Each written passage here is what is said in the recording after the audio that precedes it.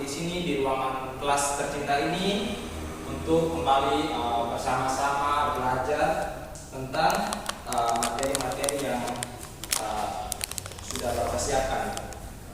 Nah, hari ini kita akan belajar tentang masih sama dengan pembelajaran minggu lalu, yaitu tentang tema 4 tema 4 pekerjaan dan subtema 1 jenis pekerjaan.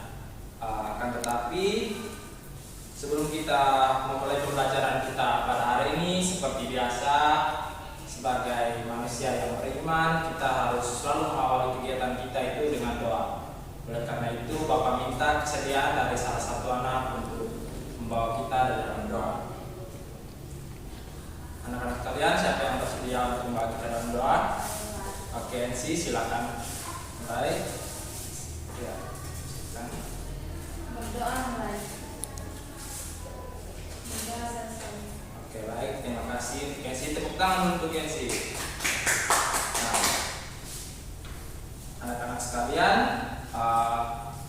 hari ini kita akan memulai pembelajaran kita.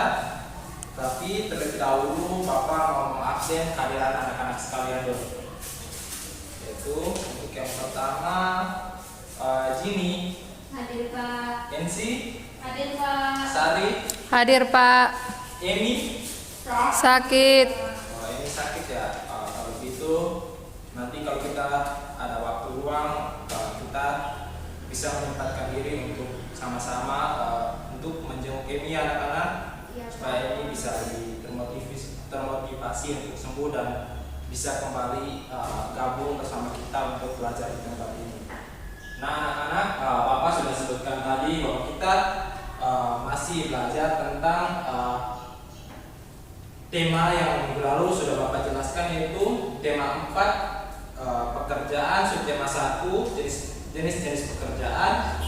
Tetapi hari ini kita masuk ke pembelajaran 2. Nah, di pembelajaran 2 ini ada beberapa tujuan pembelajaran yang harus kita capai pada hari ini, yaitu oke anak-anak sekalian, adapun tujuan pembelajaran yang mau kita capai pada hari ini, yaitu yang pertama, setelah mengamati gambar, siswa mampu mengidentifikasi hal-hal yang diperhatikan saat menggambar dengan terperinci. Yang kedua, setelah mengamati gambar, siswa mampu menggambar bangunan atau rumah impian dengan kreatif. Yang ketiga, setelah berdiskusi, siswa mampu menjelaskan hubungan simbol dengan makna sila pertama Pancasila dengan benar.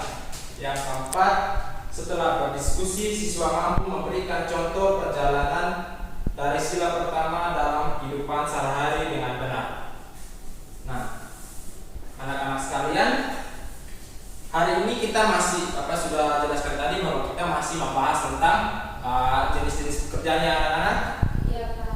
Tetapi di sini Bapak mau memfokuskan pada satu jenis pekerjaan, yaitu pekerjaan sebagai seorang arsitek. Nah, anak-anak sekalian, di sini sudah tahu apa itu arsitek? Belum ya anak-anak? Belum Pak. Oke, nah kalau gitu Bapak mau jelaskan sedikit tentang pekerjaan arsitek itu seperti apa. Nah, seorang arsitek adalah seorang yang merancang sebuah bangunan. Seorang arsitek juga adalah seorang ahli di bidang ilmu arsitektur ataupun rancang bangunan. Nah, anak-anak sekalian, dalam proyek yang besar, arsitek itu berperan sebagai direksi dan memiliki hak untuk mengontrol sebuah proyek, di mana jika dalam proses pembangunan dalam suatu proyek itu, jika terjadi hal-hal yang menyimpang, misalnya hal-hal yang tidak sesuai kesepakatan, maka di sini seorang arsitek itu berhak untuk, yang pertama itu arsitek itu berhak untuk menghentikan pembangunan tersebut. Yang kedua, arsitek itu mempunyai hak untuk memerintahkan untuk memperbaiki hal yang salah dalam bangunan tersebut. Dan yang ketiga, arsitek juga mempunyai hak untuk membongkar bagian yang tidak sesuai, yang tidak memenuhi persyaratan yang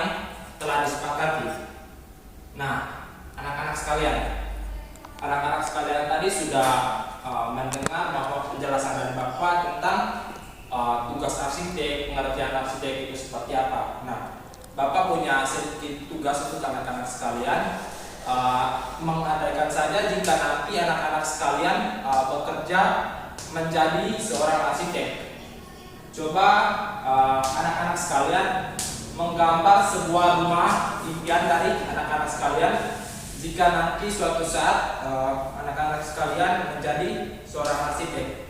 Bapak kasih waktu 2 menit untuk anak-anak menggambar rumah impiannya. Oke, silakan.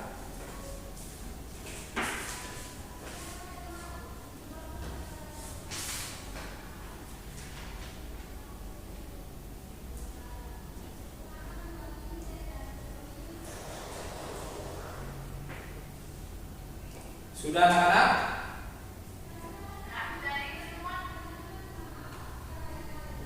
Sudah Pak. Sudah, oke. Coba Bapak lihat gambarnya, Nancy. Oh ya, berarti ini rumah impiannya Nancy ya jika nanti kalau suatu saat menjadi arsitek. Ya Pak. Oke, bagus. Rumahnya keren ya, bagus. Coba jenipnya. Oke, jenipnya juga bagus, tapi coba nanti pasti nanti kalau sudah belajar tentang arsitektur pasti lebih bagus lagi. Dikembangkan ya anak-anak. Ya Pak. Oke, bagus. Nah, anak-anak sekalian, setelah anak-anak sekalian mendengar penjelasan dari Bapak apa itu arsitek dan mencoba menggambar rumah impian dari anak-anak sekalian tadi, apakah di dalam hati anak-anak itu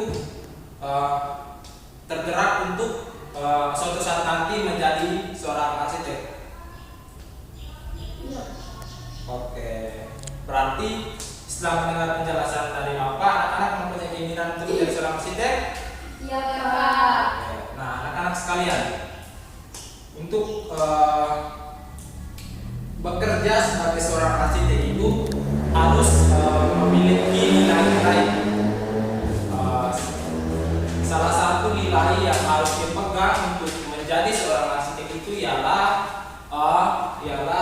nilai kejujuran. Nah, nilai kejujuran di sini merupakan salah satu sikap yang mencerminkan sila dalam Pancasila. Nah, di sini Bapak mempunyai gambar untuk Bapak bagikan kepada anak-anak sekalian.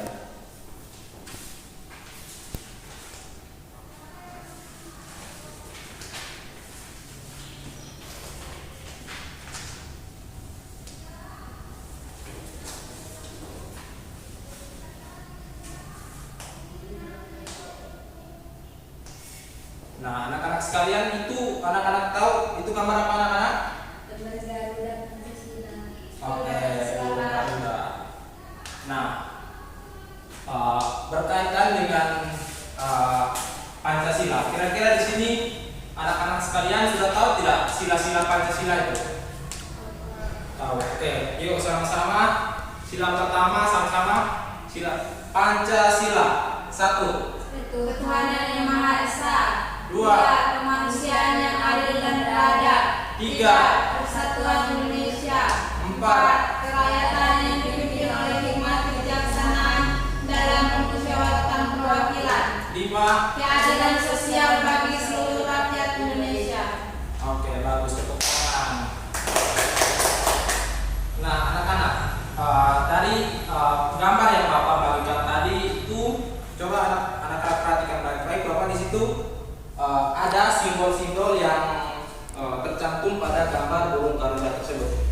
Nah, anak-anak sekalian, simbol itu mempunyai arti tertentu, di mana simbol-simbol itu berkaitan dengan sila-sila yang sudah kita sebutkan sama-sama tadi.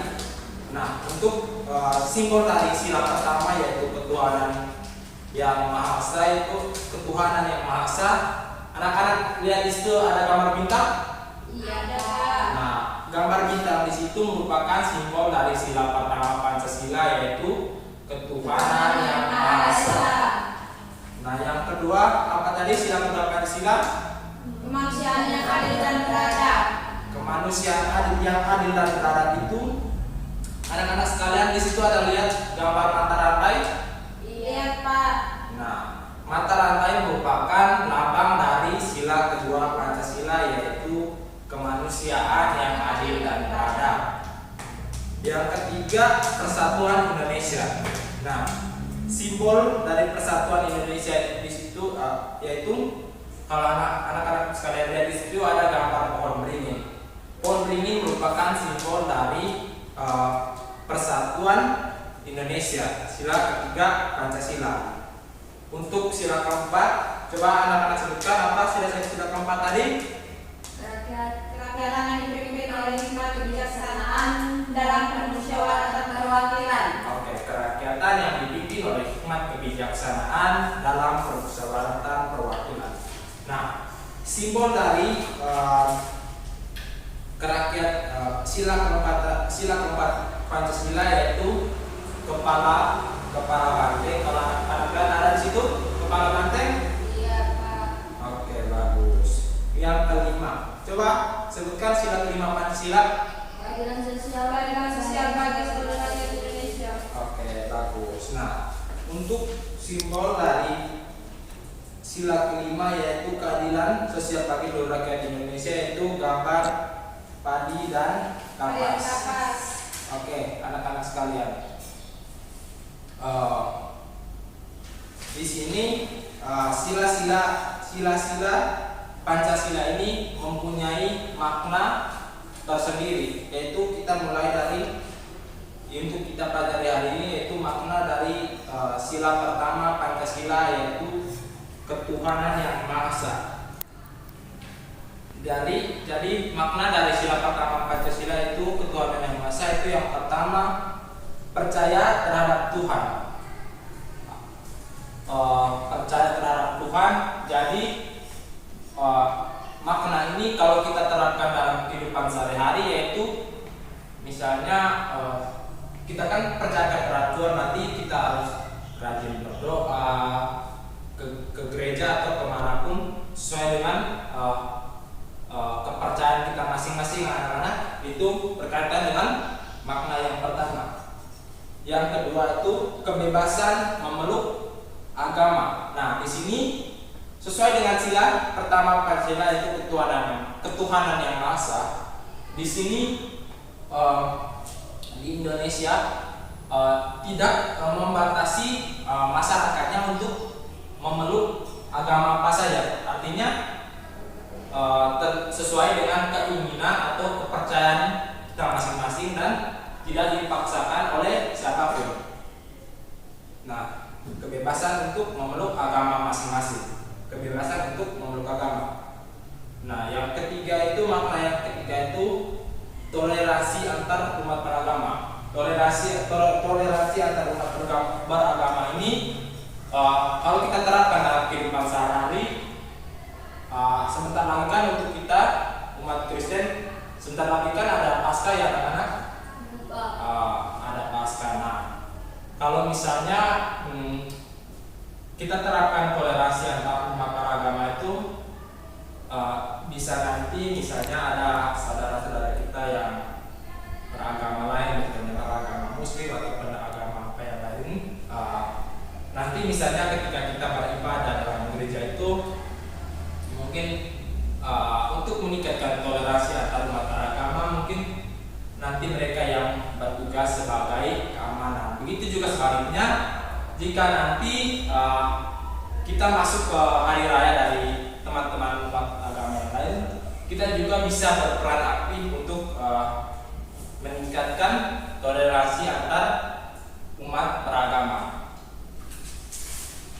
Oke anak-anak, bisa? Bisa, Pak. Jadi anak-anak sekalian sudah memahami tadi tentang sila-sila Pancasila, tentang makna. Sudah? Sudah, Pak. Oke, bagus. Tepuk tangan untuk kita semua. Jadi anak-anak, untuk memperdalam pengetahuan anak-anak sekalian tentang materi sila Pancasila yang sudah kita jelaskan, sudah kita pelajari bersama-sama tadi, di sini Bapak mempunyai buah gambar untuk nanti anak-anak sekalian diskusikan dalam bentuk kelompok. Bagaimana setelah melihat gambar ini anak-anak sekalian melihat apakah gambar ini sesuai atau tidak dengan sila pertama Pancasila. Nah, ini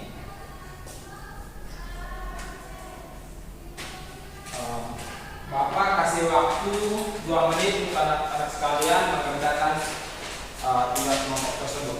Baik, Pak.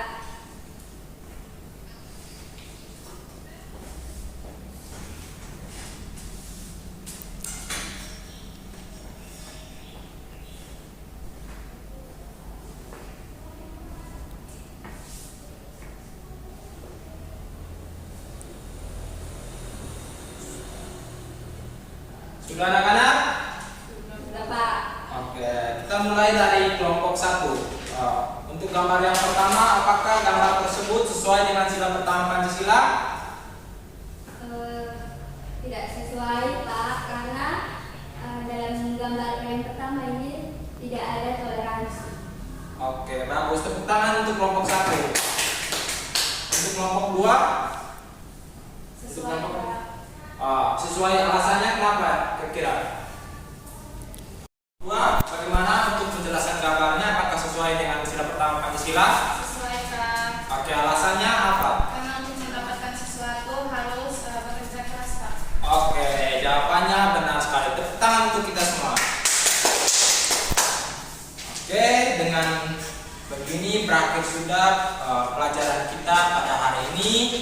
Tetapi seperti biasa sebelum kita mengakhiri pelajaran kita, untuk memperdalam pengetahuan kita tentang materi ini, Bapak mempunyai tugas untuk anak-anak sekalian ya.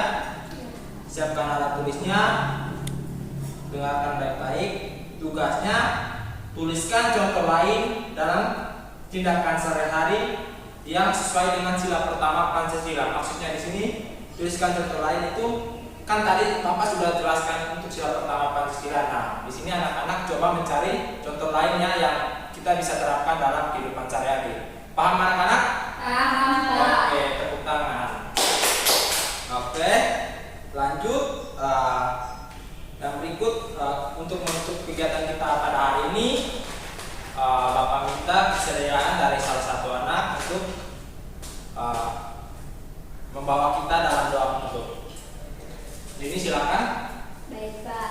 Baik. Mari kita berdoa. Berdoa selesai. Oke, tepuk tangan untuk ini. Dengan begini berakhir sudah pelajaran kita pada hari ini. Untuk itu anak-anak silakan pulang. Hati-hati di jalannya.